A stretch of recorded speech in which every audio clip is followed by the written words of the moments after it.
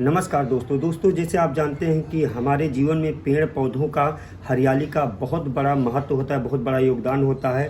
हम पेड़ पौधों के ज़रिए फल हमें मिलता है और सांस लेते हैं। पेड़ पौधों के ज़रिए ही हमारा जीवन संभव है।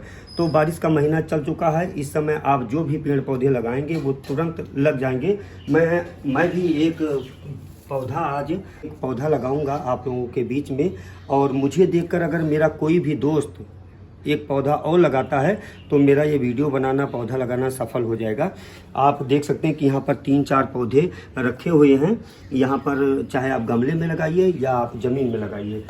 तो जैसे दोस्तों आप देख सकते हैं कि मैंने यहाँ से पहले से ही इस पौधे के लिए एक गड्ढा तैयार कर रखा है यहाँ पर, और इस गड्ढे में मिट्टी भी भर रखा है। ऐसे आप लोग भी तैयार करके और पौधे लगा सकते हैं, क्योंकि अगर पेड़ पौधे हैं तभी हमारा जीवन संभव है।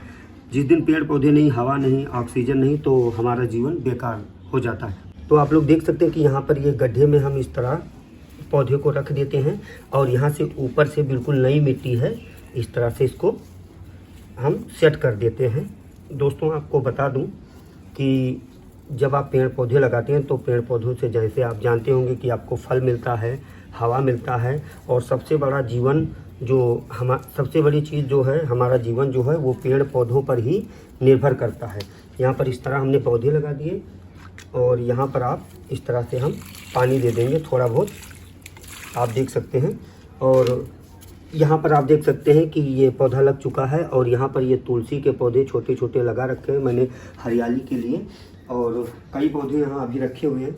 तो जैसे दोस्तों आप देख सकते हैं एक पौधा मैंने ज़मीन में लगा दिया। अब यहाँ पर छोटे छोटे पौधे जो हैं वो आप अपने घरों में गमलों में भी इस तरह मिट्टी भर के, और यहाँ पर हम इस तरह से सेट करके ये पौधा लगा देंगे।